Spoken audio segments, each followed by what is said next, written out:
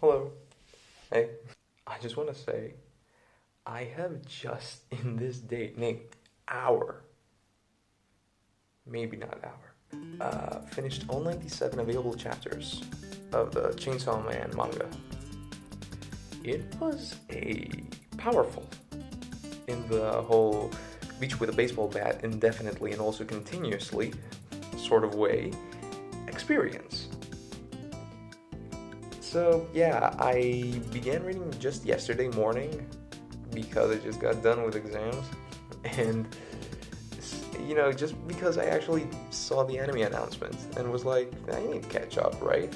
Got me reasonably curious to do so. That, plus the endless infamy it had on the internet for a while. I mean, seriously, a Japanese preview trailer kept on popping up on my recommended list, and I'm pretty sure it did on yours as well at some point, for a specific manga chapter, and reviewers kept on praising it for absolutely everything and anything it was. And also, people kept on talking about it as if it was depression, just stored up in a bottle. That for the life of them, they could not stop taking sizable gulps from. And thus, it being a series that people really want to put in a big three shonen of the modern era. What do I have to say about it in what is today, 29th of June, 2021?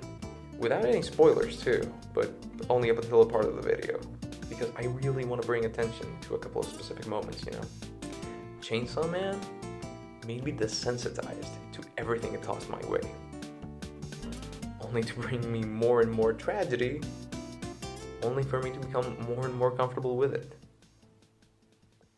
We'll have to elaborate. In the meanwhile, I'm gonna get a Red Bull because this is gonna be a long writing session and I'm not for it.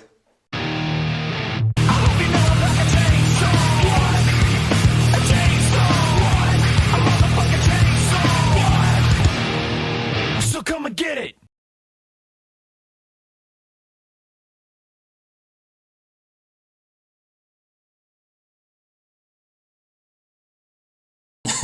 Alright, before I get to the nitty-gritty of what in the world is going on throughout Chainsaw Man, let's introduce the series to the 5 of you watching this that aren't familiar with it. Oh no, not 5 like because everyone knows it, but because nobody will watch this. Subscribe. Chainsaw Man is that one manga serialized in Shonen Jump from December 2018 up until December 2020, written and illustrated by Fujimoto Tatsuki. Unlike many other manga series, this one actually came to be ridiculously well known to a lot of people, well before it even got the anime treatment, or before it was even announced that it was getting it. Evidence of that can be the over 11 million copies that are around currently. And also the fact that I took a break from manga reading as of 2019 already knew some basics about the series. As of now, 97 chapters have been released, compiled into 11 volumes, and the first arc of the series, so to speak, has been concluded. Soon enough, there will be a direct continuation of the manga, officially announced too. Done with the typical facts and whatnot? Cool. Great. So, what's it all about? Why are people so riled up about it? And why is the name so fucking stupid? Well, a good place to start is that this is a very gory story. Like, seriously, very gory. As in, probably not entirely suited to you if you're not quite comfortable with it. But, if I was to offer an introduction to the series with just what is offered in the first chapter of the manga alongside basic world building, we get to see protagonist Denji, a 16-year-old boy, becoming a devil hunter to pay off his debts to the Yakuza, with the help of a chainsaw devil he comes across. Said devils being supernatural creatures found throughout the world and are, well, generally speaking, not very good really. The twist? The Yakuza, under the influence of a devil, get to kill Denji, leading to his demon body becoming his heart. As a result, the chainsaw dude is born, and what do you know? The series starts proper. So I know why, but holy shit, this is a dumb name. Nevertheless, trying to spot what the appeal of Chainsaw Man is, well, brings me to the fact that this is a manga with amazing artwork, like, holy shit, insanely complex designs that are massively expressive and iconic to boot. Relatively funny when it goes for comedy, and crazy, gory, violent, absolutely awe-inspiring battle scenes. This is an action shonen after all. I mean, the fight scenes have to be somewhat enjoyable. And these are beyond just enjoyable. The one point that I'd have to make against it is that while the plot moves at a desirably brisk pace, it may resort to pulling stuff out of its ass. Not only necessarily forced plot points, so to say, but I think with further inspection, it's possible that the systems, rules, and world building in Chainsaw Man aren't really ironclad. I mean, not every TV series was built like a Breaking Bad with its undoubtedly beautifully woven scenarios. In the same way that this one storyline doesn't really match the best out right now. Jujutsu Kaisen. In all fairness though, it can still sometimes shock and leave you mouth hanging, drool dripping and all, with what it offers. That though, I'd like to attribute to the one aspect of the story that is done spectacularly well, and definitely the series' strongest point. The characters of Chainsaw Man. They are by no means realistic. If anything, most of the cast are depicted as sometimes likable, sometimes unlikable lunatics that exist in the demon hunting world or its sphere. Yet, despite that, their attributes, both positive and negative, can in and of themselves lead them to crazy, unexpected paths and actions that, despite everything, still make sense in the grand scheme of things. Why? Because they are just so well defined.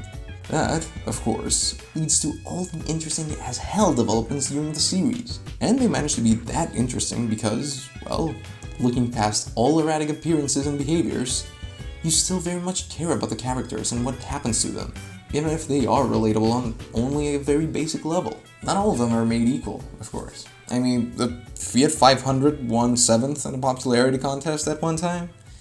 No, really.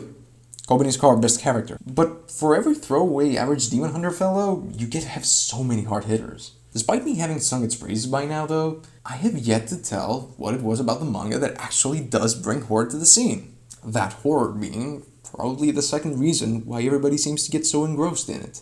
Man, Chainsaw Man is scary. Scary not because of the excessive gore, monster designs, or anything of this kind, but more so because it manages to establish what to wait of the characters and what will happen to them.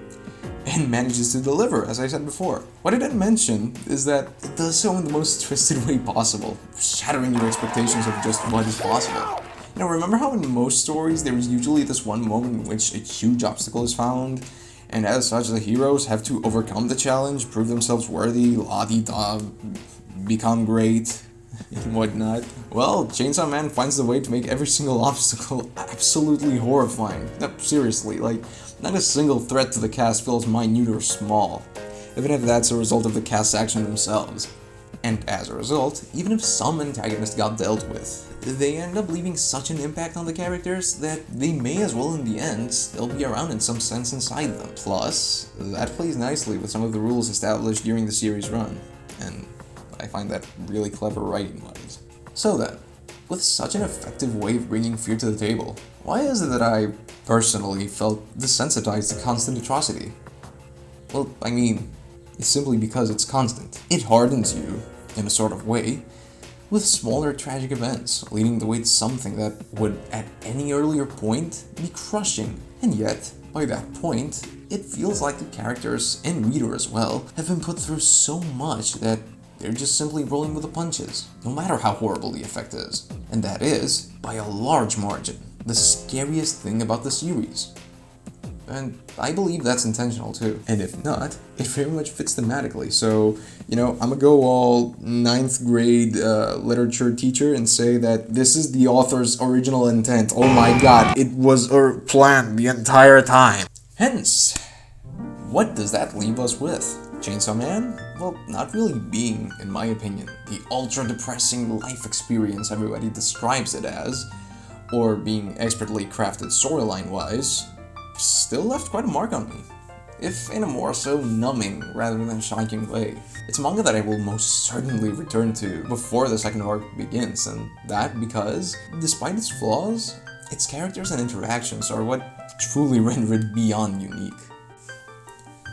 And that's as far as I can go without mentioning specifics, because you kinda have to mention characters and their special moments, you know, to make a point of how greatly they're written. But that part, I'll, for now, leave up to you to discover. Happy reading and or viewing. And also, here's to the anime being a banger. Woohoo! Let's go, Mappa. Oh yeah, I said spoilers at some point. Cool. Let's make that point now. I honestly really never related Benji, right? Like, from the start, he just seemed like kind of a overly excited to be a simp guy, so...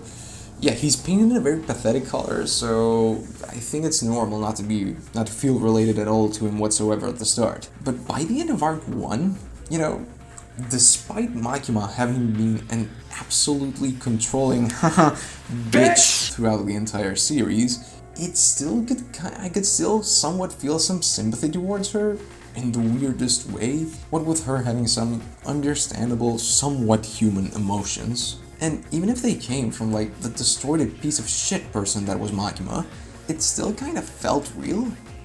And maybe through smart use of perspective, I was also able to look at her through, you know, the rose-tinted glasses that both Aki and Benji were looking at her all along, you know? Plus, she's hot. Seriously, it's the definition of a horror boner if that's a thing.